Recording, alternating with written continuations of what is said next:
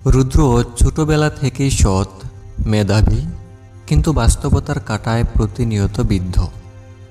গ্রামের কাঁচা মেঠো রাস্তায় হাঁটতে হাঁটতে সে স্বপ্ন দেখে একদিন সে হবে একজন অফিসার, যাতে তার মতো দরিদ্র ছেলেরা মাথা উঁচু করে সমাজে দাঁড়াতে পারে। রুদ্র ক্লাসে সবসময় প্রথম হয়, কিন্তু কখনো নতুন জামা পরে না, কখনো স্কুলে খালি পায়ে যায়। বন্ধুরা হাসে, কিন্তু রুদ্র কেবল চুপচাপ পড়ে যায়। রুদ্র মনে মনে বলে, ওরা জানে না আমি কতটা ভাঙ্গি, কিন্তু ওরা এটা জানবেও না আমি কতবার নিজেকে গড়ি। রুদ্র উচ্চ মাধ্যমিকে ভালো ফল করে, তার স্বপ্ন সিভিল সার্ভিস। সে শহরে কোচিং করার সিদ্ধান্ত নেয়। বাবার কাছে টাকা নেই, মা নিজের শেষ গয়না বিক্রি করে। মা বলেন, তুই শুধু হেরে যাবি না বাবা, তাহলেই এই গয়নার দাম উঠবে।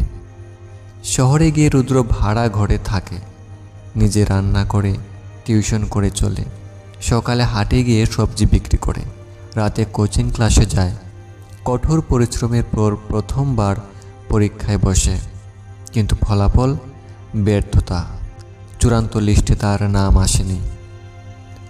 রুদ্র ভেঙে পড়ে, মন খারাপ করে বাড়ি ফিরে আসে। বাড়িতে এসে দেখে মা জ্বরে পড়ে আছে, বাবা কাজ করতে পারছে না। গ্রামবাসীরা বলে, ছেলে শহরে গিয়েও কিছু করতে পারল না। রুদ্র মাটির দিকে তাকিয়ে বলে, আমি হেরেছি ঠিক, কিন্তু আমি থেমে যাইনি, আর আমি আবার যাচ্ছি, এবার জেতার জন্য। সে আবার ফিরে যায় শহরে, এবার আরও বেশি পরিশ্রম করে। একসাথে টিউশন, কোচিং আর নিজের পড়াশোনা চালায়।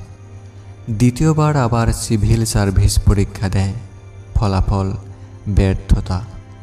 তার এক বন্ধু বলে, তোর দ্বারা হবে না রে ভাই, তোকে তো জীবনই মানছে না।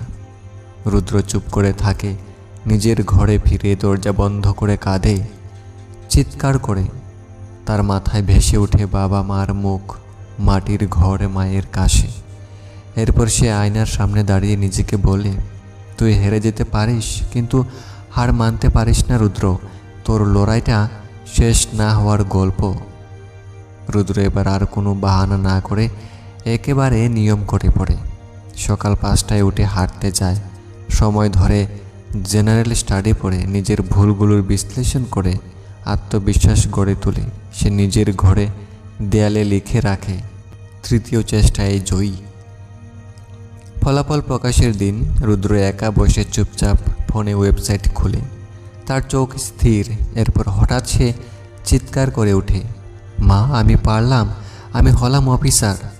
পুরো গ্রাম আনন্দে ফেটে পড়ে। সাংবাদিক আসে তার সাক্ষাৎকার নিতে।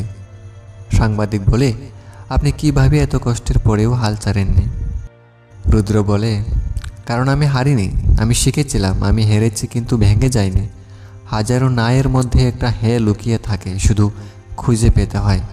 আমি জানতাম হার মানা মানেই শেষ নয়। রুদ্র একা ছিল না, এমন লক্ষ লক্ষ মানুষ আছে যারা হারে, কিন্তু কেউ কেউ থাকে যারা হার মানে না, তারাই জীবন বদলায়। মনে রেখো, হেরে যাওয়া মানে শেষ নয়, থেমে যাওয়া মানেই শেষ। তাই নিজের লড়াই শেষ করো না, কারণ হয়তো তুমিই পরবর্তী রুদ্র। যারা বারবার ব্যর্থতা সত্ত্বেও উঠে দাঁড়ায়, তারাই একদিন উঁচুতে উঠে।